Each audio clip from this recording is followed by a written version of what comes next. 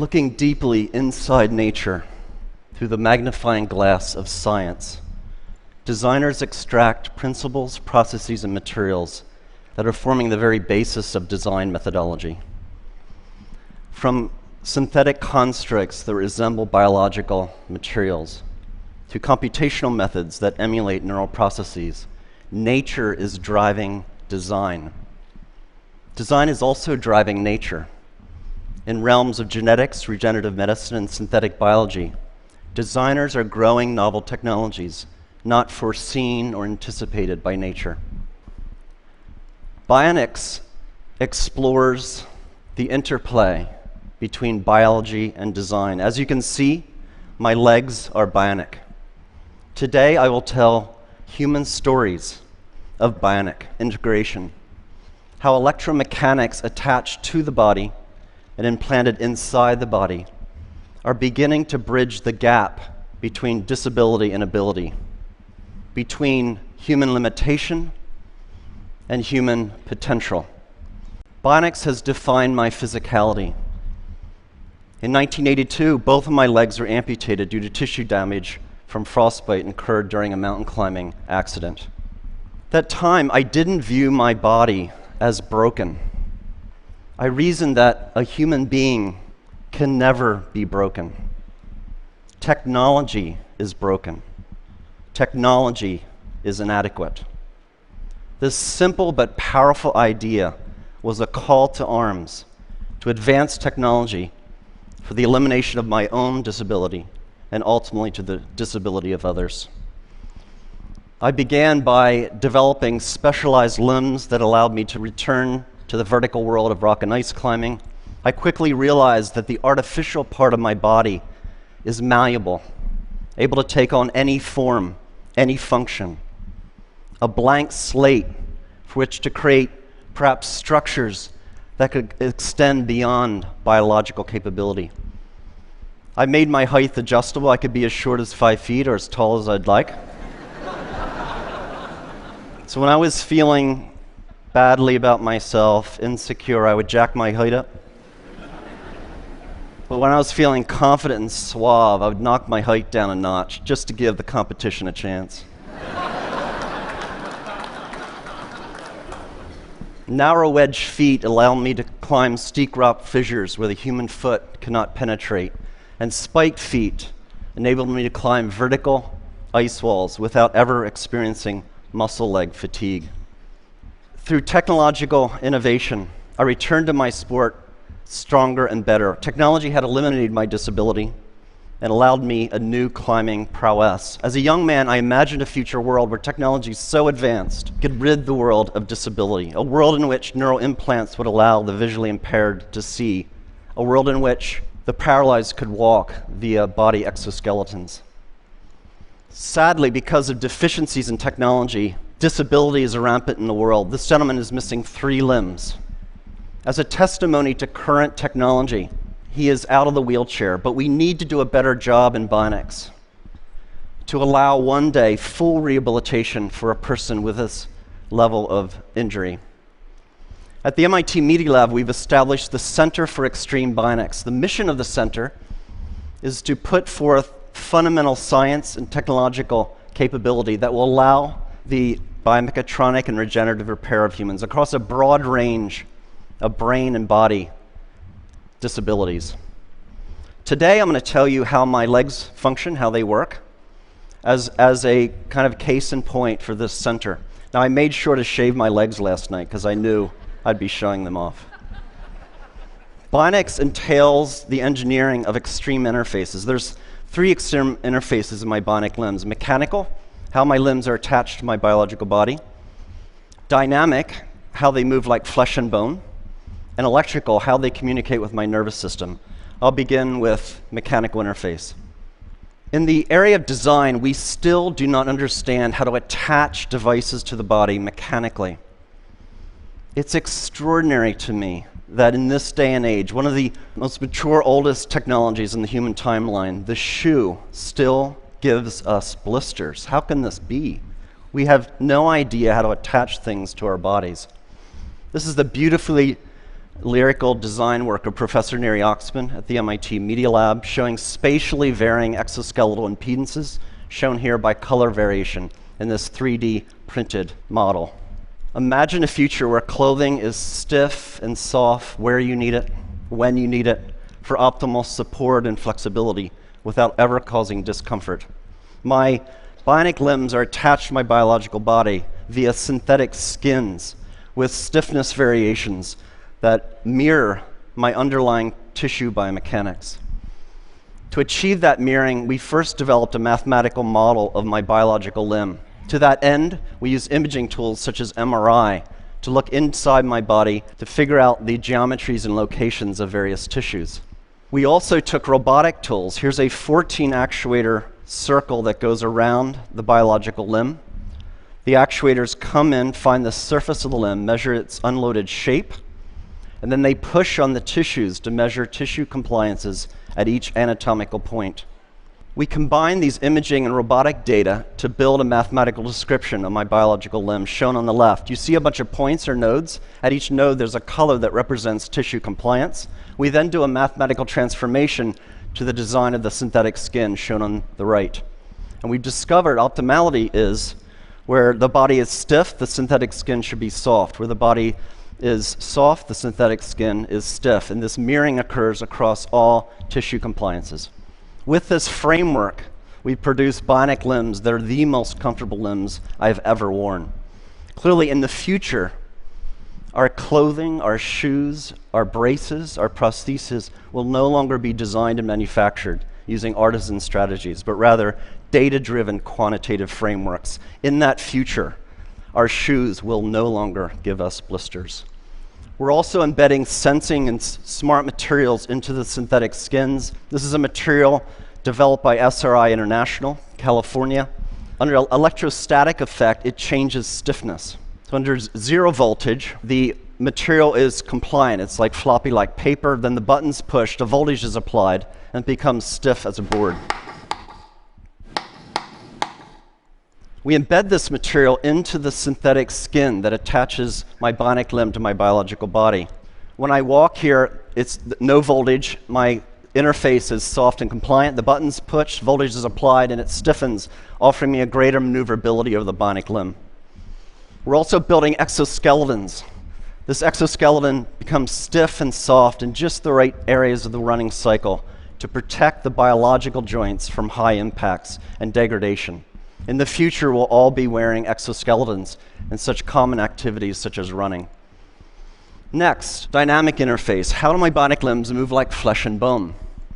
At my MIT lab, we've studied how humans with normal physiologies stand, walk, and run. What are the muscles doing, and how are they controlled by the spinal cord? This basic science motivates what we build. We're building bionic ankles, knees, and hips. We're building body parts from the ground up. The bionic limbs that I'm wearing are called biomes. They've been fitted to nearly 1,000 patients, 400 of which have been US wounded soldiers. How does it work? At heel strike, under computer control, the system controls stiffness to attenuate the shock of the limb hitting the ground. Then at mid-stance, the bionic limb outputs high torques and powers to lift the person into the walking stride, comparable to how muscles work in the calf region. This bionic propulsion is very important clinically to patients. So on the left, you see the bionic device worn by a lady. On the right, a passive device worn by the same lady that fails to emulate normal muscle function, enabling her to do something everyone should be able to do, go up and down their steps at home. Bionics also allows for extraordinary athletic feats. Here's a gentleman running up a rocky pathway. This is Steve Martin, not the comedian, who lost his legs in a bomb blast in Afghanistan. We're also building exoskeletal structures using these same principles that wrap around a biological limb. This gentleman does not have any leg condition, any disability. He has a normal physiology. So these exoskeletons are applying muscle-like torques and powers so that his own muscles need not apply those torques and powers. This is the first exoskeleton in history that actually augments human walking. It significantly reduces metabolic cost. It's so profound in its augmentation that when a normal, healthy person wears the device for 40 minutes and then takes it off, their own biological legs feel ridiculously heavy and awkward. We're beginning the age in which machines attached to our bodies will make us stronger and faster and more efficient. Moving on to electrical interface. How do my bionic limbs communicate with my nervous system? Across my residual limb are electrodes that measure the electrical pulse of my muscles. That's communicated to the bionic limb. So when I think about moving my phantom limb, the robot tracks those movement desires. This diagram shows fundamentally how the bionic limb is controlled. So we model the missing biological limb, and we've discovered what reflexes occurred, how the reflexes of the spinal cord are controlling the muscles. And that capability is embedded in the chips of the bionic limb. What we've done then is we modulate the sensitivity of the reflex, the modeled spinal reflex, with the neural signal. So when I relax my muscles in my residual limb, I get very little torque and power. But the more I fire my muscles, the more torque I get, and I can even run. And that was the first demonstration of a running gait under neural command. Feels great.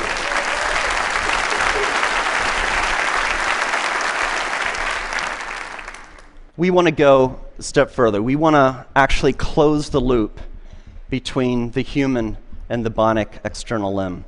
We're doing experiments where we're growing nerves, transected nerves, through channels or microchannel arrays. On the other side of the channel, the nerve then attaches to cells, skin cells and muscle cells. In the channels of motor channels, we can sense how the person wishes to move. That can be sent out wirelessly to the bionic limb. And then sensors on the bionic limb can be converted to stimulations in adjacent channels, sensory channels. So when this is fully developed and for human use, persons like myself will not only have synthetic limbs that move like flesh and bone, but actually feel like flesh and bone. This video shows Lisa Millette shortly after being fitted with 2 bionic limbs. Indeed, Bionics is making a profound difference in people's lives. Oh my God. Oh my God, I can't believe it. It's just like I've got a real leg.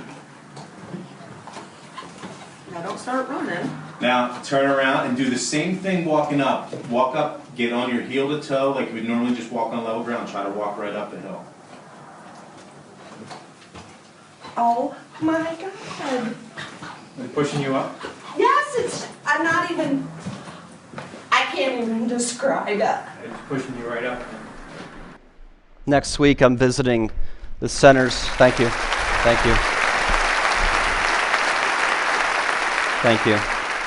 Next week, I'm visiting the Center for Medicare and Medicaid Services, and I'm going to try to convince CMS to grant appropriate code language and pricing so this technology can be made available to the patients that need it. Thank you. It's not well appreciated, but over half of the world's population suffers from some form of cognitive, emotional, sensory, or motor condition. And because of poor technology, too often conditions result in disability and a poorer quality of life. Basic levels of physiological function should be a part of our human rights. Every person should have the right to live life without disability if they so choose. The right to live life without severe depression. The right to see a loved one in the case of seeing impaired. Or the right to walk or to dance in the case of limb paralysis or limb amputation. As a society, we can achieve these human rights if we accept the proposition that humans are not disabled. A person can never be broken. Our built environment, our technologies are broken and disabled. We, the people, need not accept our limitations, but can transcend disability through technological innovation. Indeed, through fundamental advances in bionics in this century, we will set the technological foundation for an enhanced human experience, and we will end disability. I'd like to finish up with one more story, a beautiful story. The story of Adrienne Haslett Davis. Adrienne lost her left leg in the Boston terrorist attack. I met Adrian when this photo was taken at Spaulding Rehabilitation Hospital. Adrian is a dancer, a ballroom dancer. Adrian breathes and lives dance. It is her expression. It is her art form. Naturally, when she lost her limb in the Boston terrorist attack, she wanted to return to the dance floor. After meeting her and driving home in my car, I thought, I'm an MIT professor. I have resources. Let's build her a bionic limb to enable her to go back to her life of dance. Brought in MIT scientists with expertise in prosthetics, robotics, machine learning, and biomechanics.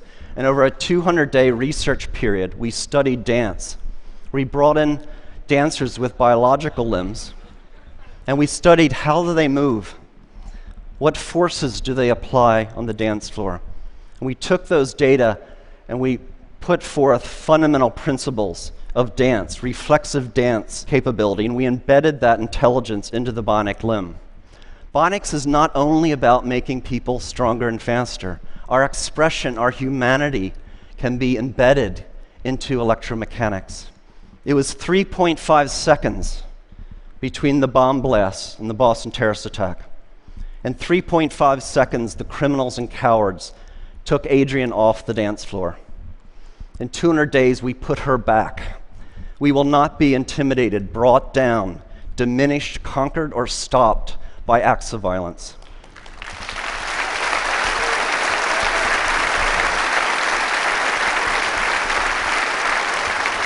Ladies and gentlemen, please allow me to introduce Adrienne Hoslett Davis, her first performance since the attack. She's dancing with Christian Leitner.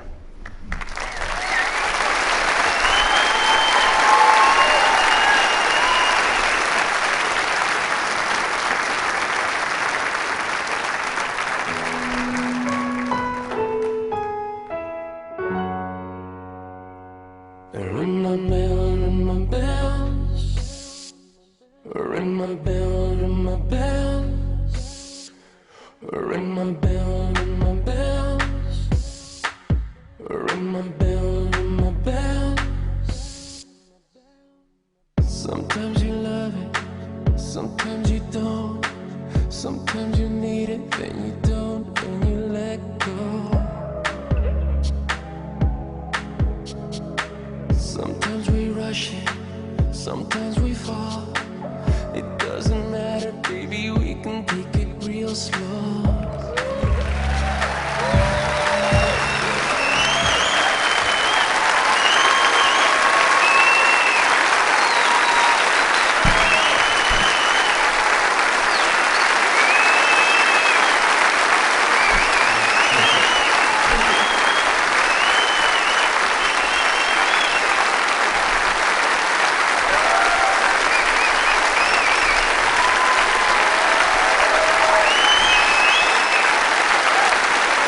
Ladies and gentlemen, members of the research team, Elliot Rouse and Nathan Bertarzi. Elliot and Nathan.